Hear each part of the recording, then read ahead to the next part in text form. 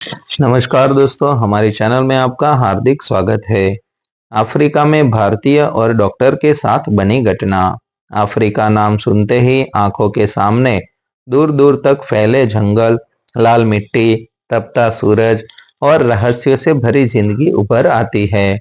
यही अफ्रीका की धरती एक दिन एक ऐसे भारतीय युवक की किस्मत का फैसला करने वाली थी, जिसने कभी सोचा भी नहीं था कि रोजगार की तलाश उसे जिंदगी और मौत के बीच खड़ा कर देगी।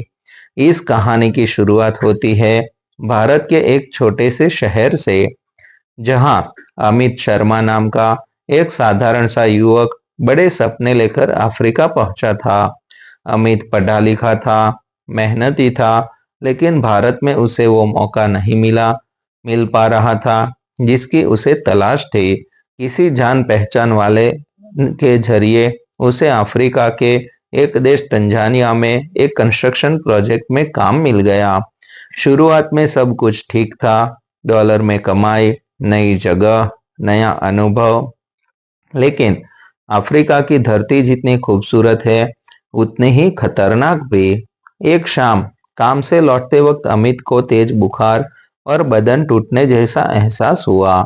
शुरुआत में उसने इसे थकान समझकर नजरअंदाज कर दिया, लेकिन रात होते होते हालत बिगड़ने लगी। सिर ऐसे घूम रहा था जैसे जमीन खिसक रही हो, शरीर में कंपी और आंखों के सामने अंधेरा छाने लगा।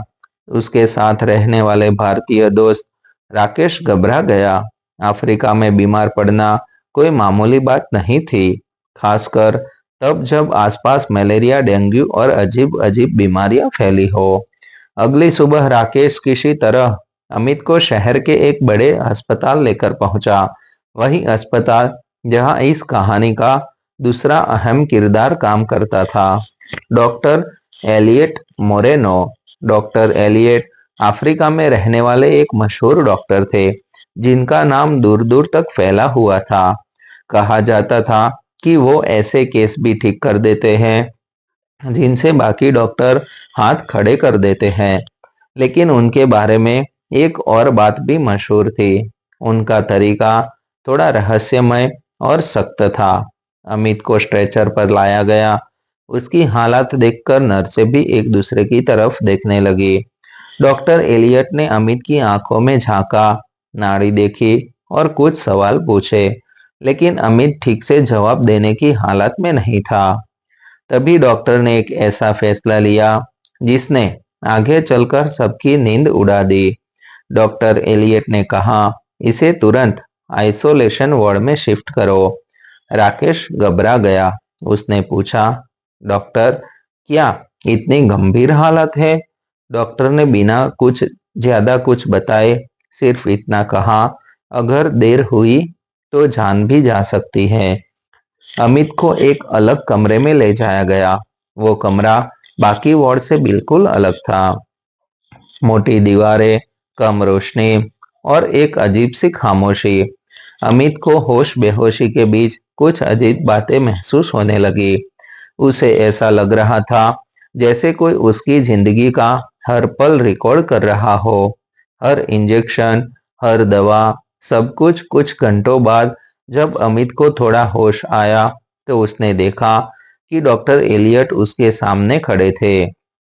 डॉक्टर ने उससे सीधा सवाल किया, तुम भारत से आए हो? अमित ने धीरे से सिर हिलाया। डॉक्टर ने फिर पूछा, क्या तुम्हें जंगल वाले इलाके में काम करना पड़ा था? इस सवाल ने अमित को चौंका दिया। उसने हाँ कहा। डॉक्टर की आंखों में एक पल के लिए चिंता झलक गई। डॉक्टर एलियट ने बताया कि अमित के शरीर में कोई सामान्य बीमारी नहीं, बल्कि एक दुर्लभ अफ्रीकन इन्फेक्शन के लक्षण दिख रहे हैं, जो बहुत कम लोगों में पाया जाता है, खासकर विदेशियों में। ये बीमारी धीरे धीरे शरीर के अंगों को फेल कर देती है और अगर सही समय पर इलाज न मिले तो बचने की संभावना बहुत कम होती है। राकेश को जब ये बात पता चली तो उसने पैरों तले जमीन खिसक गई। भारत के से फोन आने लगे, परिवार रो रहा था, लेकिन अफ्रीका में इलाज आसान नहीं था। यहाँ दवाइयाँ महंगी थी और भरोसा करना भी मुश्किल। इसी बीच एक अजीब घटना हुई। एक रात अमित ने महसूस किया कि कोई उसके कमरे में आया है। उसने आंखें खोलने की कोशिश की, लेकिन शरीर जवाब नहीं दे रहा था। उसे बस आवाजें सुनाई दे रही थी, डॉक्टर और किसी और की, जो अंग्रेजी के साथ-साथ किसी लोकल भाषा में बात कर रहे थे। अमित को बस एक शब्द बार-बार सुनाई दिया, एक्सपेरिमेंट। सुबह जब अमित को थोड़ा होश आया, तो उसने राकेश को ये बात बताई। राकेश डर गया।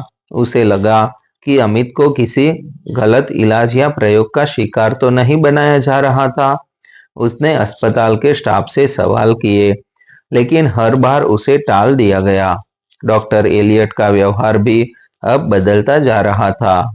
वो अमित को बचाने के लिए हर मुमकिन कोशिश कर रहे थे, लेकिन उनके चेहरे पर एक अजीब सी दुविधा थी, जैसे वो किसी बड़े खतरे और किसी बड़े सच के बीच फंसे हो। अमित की हालत कभी सुधरती, कभी अचानक बिगड़ जाती। एक दिन डॉक्टर ने राकेश को अलग बुलाया और कहा, अगर अमित को बचाना है तो हमें एक ऐसा इलाज करना होगा जो अभी पूरी तरह स्वीकृत नहीं है। राकेश के सामने बड़ा सवाल खड़ा हो गया। क्या वो अपने दोस्त की जान बचाने के लिए एक अनजाने इलाज पर भरोसा करे, या उसे भारत वापस ले जाने की कोशिश करे, जहां शायद देर हो चुकी हो। अफ्रीका की उस रात में अस्पताल की खिड़की के बाहर सन्नाटा था।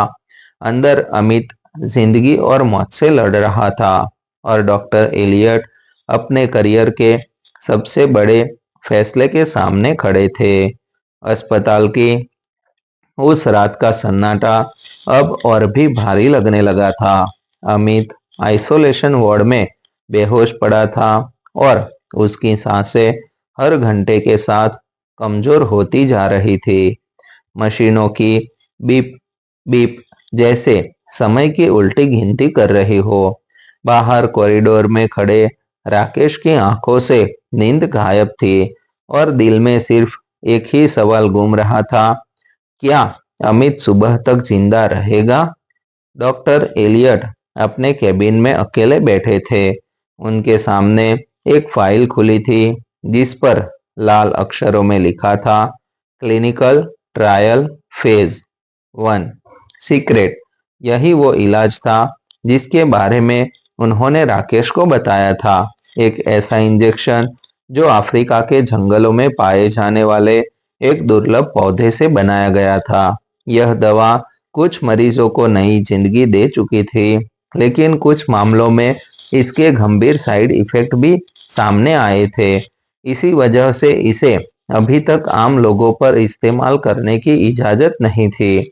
डॉक्टर एलियट जानते थे कि अमित की हालत में अब दो ही रास्ते बचे हैं, या तो कुछ न किया जाए और उसे धीरे धीरे मरने दिया जाए, या फिर इस अधूरे इलाज को आजमाया जाए। ये फैसला सिर्फ एक डॉक्टर का नहीं, एक इंसान का भी था। रात के करीब 2 बजे डॉक्टर ने राकेश को बुलाया। उनकी आवाज में शक्ति नहीं, बल्कि थकान और ईमानदारी थी। उन्होंने साफ शब्दों में कहा, अगर हम ये इलाज करते हैं तो अमित बच भी सकता है, और ये भी हो सकता है कि उसका शरीर इसे सहन न कर पाए। राकेश के हाथ कांपने लगे। कुछ सेकंड की खामोशी के बाद उसने कहा, डॉक्टर, अगर उम्मीद जरा सी भी है तो प्लीज कोशिश कीजिए। इंजेक्शन तैयार किया गया। नर्सों के चेहरे पर डर साफ झलक रहा था। जैसे ही दवा अमित के शरीर में गई, कुछ मिनटों तक सब कुछ सामान्य रहा, लेकिन फिर अचानक अमित का शरीर झटकों से कांपने लगा। हार्ट मॉनिटरिंग की लाइनें तेजी से ऊपर नीचे होने लगी। एक पल के लिए लगा सब खत्म हो गया। डॉक्टर एलियट ने पूरी ताकत से हालात संभाले। लगभग आधे घंटे तक मौत और जिंदगी के बीच जंग चलती रही, और फिर एक चमत्कार हुआ। अमित की सांसें स्थिर होने लगी, बुखार कम होने लगा, और शरीर का तापमान सामान्य होने लगा। सुबह होते होते अमित को होश आने लगा। उसकी आंखें खुली और सबसे पहले उसने राकेश का नाम लिया। उस एक आवाज ने राकेश की सारी हिम्मत लौटा दी। डॉक्टर भी पहली बार मुस्कुराए। अगले कुछ दिनों में अमित की हालत तेजी से सुधरने लगी। रिपोर्ट्स नॉर्मल आने लगी। वो संक्रमण जिसे लगभग लाइलाज माना जा रहा था अब कंट्रोल में था। लेकिन इसके साथ ही एक और सच भी सामने आया। डॉक्टर एलियट ने अमित को सब कुछ बता दिया। कैसे उस बीमारी पर गुपचुप रिसर्च चल रही थी, कैसे कई सरकारें इस पर बात तक नहीं करना चाहती थी, और कैसे विदेशी मजदूर अक्सर इन बीमारियों का शिकार बनते थे, लेकिन उनकी कहानियां कभी बाहर नहीं आती थी। अमित अंदर तक हिल गया। उसे एहसास हुआ कि वो सिर्फ एक मरीज नहीं था, बल्कि एक ऐसी सच्चाई का गवाह बन चुका था जिसे दुनिया से छुपाया जा रहा था। कुछ हफ्तों बाद अमित पूरी तरह ठीक हो गया। भारत लौटने का दिन आया। एयरपोर्ट पर डॉक्टर एलियट उससे मिलने आए। जाते जाते डॉक्टर ने सिर्फ इतना कहा, तुम्हारी जिंदगी सिर्फ तुम्हारी नहीं है। जो देखा, जो झेला, अगर कभी दुनिया को बताओ तो सच्चाई के साथ बताना। भारत लौटकर अमित ने अफ्रीका में बिताए उन खौफनाक दिनों को कभी नहीं भुलाया। उसने समझ लिया था कि पैसा कमाने के पीछे छिपे खतरे कितने बड़े हो सकते हैं, और एक सही डॉक्टर का फैसला किसी की पूरी जिंदगी बदल सकता है। अफ्रीका की उस धरती पर हुई ये घटना सिर्फ एक भारतीय और एक डॉक्टर की कहानी नहीं थी। ये कहानी थी हिम्मत, इंसानियत और उस सच की जो अक्सर अंधेरे में दबा दिया जाता है।